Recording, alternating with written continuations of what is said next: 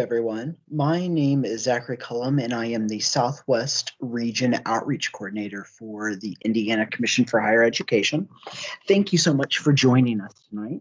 We are going to go over how you will set up a Scholartrack account. So Scholartrack is the online management system that we have for the 21st Century Scholars. So if you're utilizing any sort of state financial aid or the 21st Century Scholars, we need you to have a Scholartrack account. So the first step you are going to take is going to scholartrack.in.gov, and that is the site for you to go to. So you're going to see here a little bit about Scholartrack, the login information. If you have not registered yet, that's where we want you to be, right here, not registered yet. So what we're going to do is click register for an account. And from this drop-down menu here, we are going to click student. So go ahead and click that. It can tell you a little bit about the student portal and what you are able to use. So go ahead and click register. So in order to have a full access Scholartrack account, you will need to have your social security number. So if you don't have that yet, or you don't want to utilize that yet, that's perfectly fine. Since you are a 21st Century Scholar, all 21st Century Scholars have a Scholar ID number. So if you are unsure of what that is, you can shoot me an email or give me a call, and I would be happy to help you with that. Or your guidance counselor should have that information. So from this drop-down menu, you can click if you want to use your social security number. Again, we strongly suggest that. But if you want to use your Scholar ID, you can go ahead and click the second one. I am a 21st Century Scholar, have my Scholar ID. Well, I'd like to create a limited access account. So it's going to change some of the information down here, but for the most part, it's the same. So I am going to go ahead and type in my information. Yours obviously will look a little bit different than mine. In regards to email address, we strongly suggest that you use an outside Gmail or Yahoo email. I have a Gmail, that's what I usually prefer to use. But if you can use your school email, but once you graduate, that is something that will go away. So we want you to have an email that you can use for maybe applying for resume or applying for jobs, or you could put on a resume or something like that. So the only thing is you cannot use an iCloud email.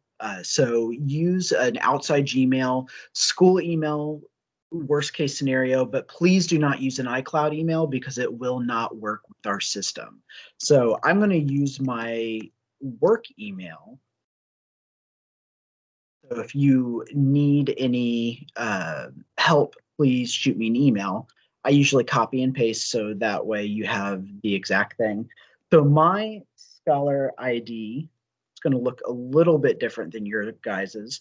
Usually it's 7 or 10 numbers, but mine is a little bit shorter. So, and then I'm going to put my date of birth.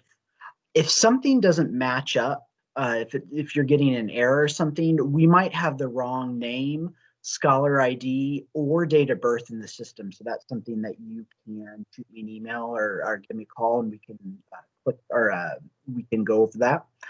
Click I am not a robot, and it's going to get a little check mark, and then you can click create my account. So I'm going to get an error here because I have already created an account.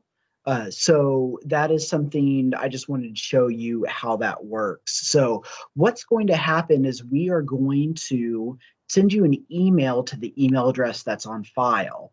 So if you use your school email and you never get an email from us, we may need to change that email because a lot of times that school emails will block the emails coming from the Scholartrack system. And again, iCloud will always block our emails. So that is something that I would use an outside Gmail or Yahoo email. But worst case scenario, you can use a school email. So what's going to happen is you are going to get an email from do not reply at che.in.gov. So this is just the email address that is used in order to set up your account. So you're going to get this nice email from us saying, hey, a new user account has been created. A lot of people click login here. Do not do that. Please click this blue hyperlink link right here, and that's going to take you to the password creation area. So you can go ahead and set up your password. So it has to meet all of the following requirements. So 10 letters, 1 lowercase letter, 1 uppercase letter, 1 special character, and at least 1 number. So I'm going to put in the password that I have created. So it looks like it is good. Make sure that they match and hit save. And it's going to say your password has been changed. Please visit here to log into the system. So you can go ahead and click that. I'm going to go back to my incognito browser because it is it would log me in a different way since I have a different type of account. So what I'm going to do is go ahead and put in that email address right there that I used, or you can use your Scholar ID, whichever one that you are wanting to use. So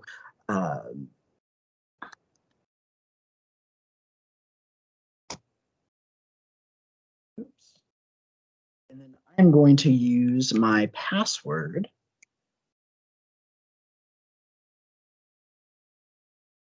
And then go ahead and click submit. And when you do that, you will get logged into the system. So we will have more videos kind of overviewing what you need to do for each of these different requirements. But this is what it looks like for you to have a limited access account.